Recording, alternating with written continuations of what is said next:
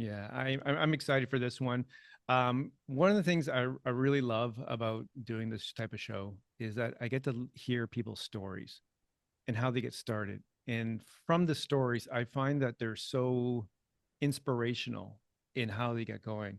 And maybe if we can, before we get really into the nitty gritty of intuitive channeling, we can maybe start with your backstory and how you got started doing intuitive channeling. Sure.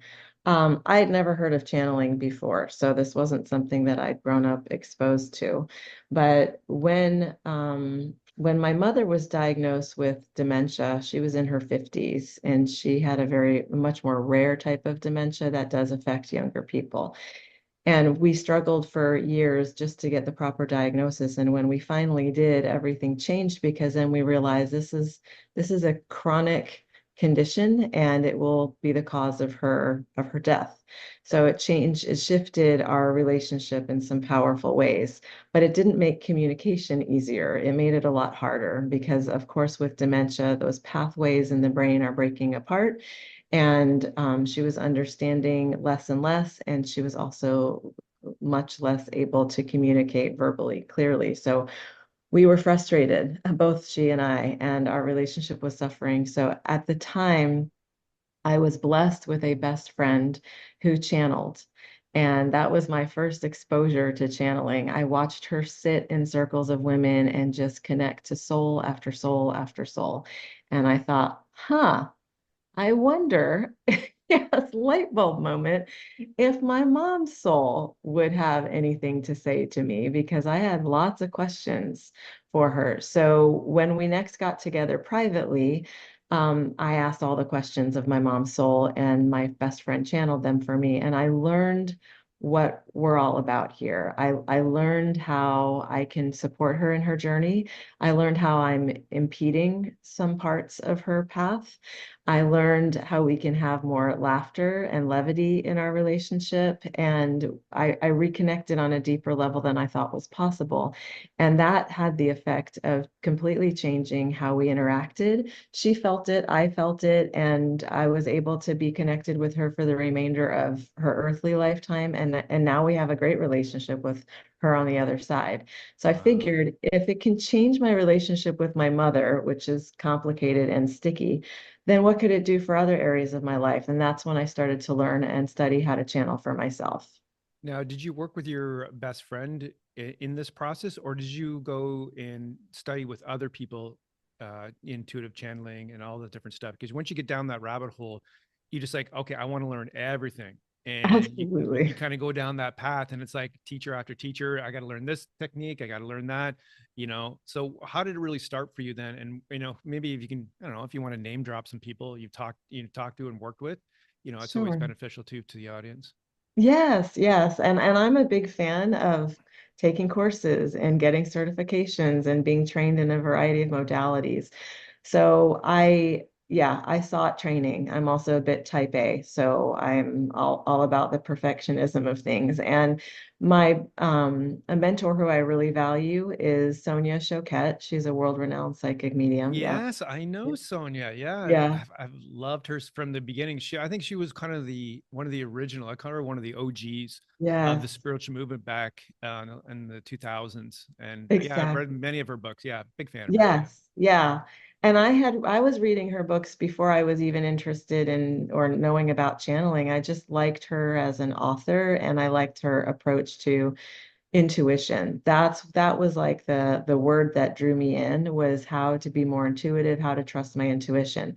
So I went through all of her level trainings that she offered at the time. This was when she was still living in Chicago before she moved to Paris, and loved it. And then I did have a local mentor as well. Her name was Sally Baldwin. She's on the other side now, but she was a very powerful and gifted intuitive channel.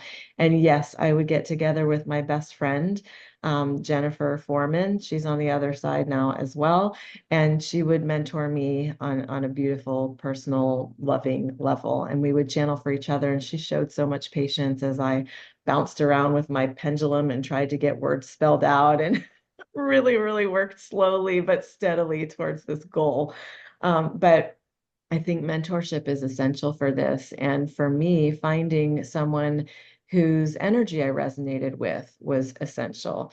Otherwise, you're learning something, but maybe the trust isn't there. And that is a really important factor that I guide everybody towards.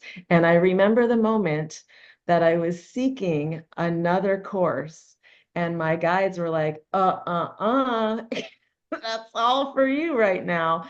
Get out and serve the people. And I was so shocked that my team, my spirit team, really had that faith in my abilities. And so I challenged them and I said, if that's true and you feel that I'm ready to serve in this way, I will gladly, but I need you all to be the gatekeepers so that those who come to my work are a close vibrational match to the energy I hold, because I knew my sensitivities would be um, really challenged if I was asked to channel for those that were in a very low, denser frequency. So they did. They have held strong to their commitment to me. I really only channel for people in these beautiful energetic frequencies, and that's why the work has been shared so much word of mouth, because there's that resonance. Yeah, I think that's so important. And, it's that trust factor that's quite is like the kind of the base level that you need, not only for trusting in yourself and what you're receiving, but trusting in your team on the other side, right? Yes. Because I hate to say it, but there's a lot of crazy people out there, and you don't want to have those type of low energy vibrational people connect with you. And I've been in that situation where people reach out and you try to do the best you can, but it's just that it's not very compatible with my energies, and I try to help them the best I can, but I understand that aspect of it. So building that trust. And one of the things, I was always curious about your work is you come from a very science background, science and biology. So how did you balance the two worlds? Because you're in the woo woo, you're doing all the spirit work and stuff like that and trust. And then you're kind of like your other brain's kind of going, well, how's this logically working? So how did you rectify that, or how did you come to terms to understand it without kind of like, going crazy and trying to figure it all out? Yes. Well, so by background, I'm a speech pathologist and I have 21 years working in hospitals with a clinical population. And I took on the most challenging populations. I worked with brain injury and stroke, and also in the neonatal intensive care unit with babies who were born prematurely and needed help learning how to feed and swallow. So I love that. I love my left hemisphere. And I did find it difficult at first, trying not for me to accept that we also have a right hemisphere and it's intuitive, but for me to try to explain to some of the more exclusive left brain thinkers in my life what this was all about. Because for a long time I felt like I had to prove it, and that's just that's not true. We don't have to. And I'd already proven it to myself. I already had the validation in the messages that were coming through and the people that I was channeling for. But when I was still working as a speech pathologist, I would still get lots and lots of messages coming through for the patients I was working with, for some of the staff. And I just got more and more bold in trusting when someone was there that I was meant to reach out to. I remember one of the kitchen staff who comes and takes the meal orders from the patients was standing near the nurse's station where I was documenting my clinical notes. And I kept hearing her soul say to me, reach out to me. I want to hear from, whoever, my mom or whoever it was.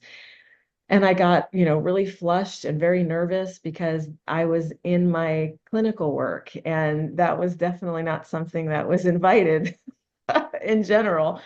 But I did reach out to her quietly and I said, I don't know if you know what else I do, but I'd like to gift you with a session if that resonates with you, but please don't feel uncomfortable about it if it's not for you. And she said, oh my God, I'd love to. And, back then I was doing sessions in person from my home.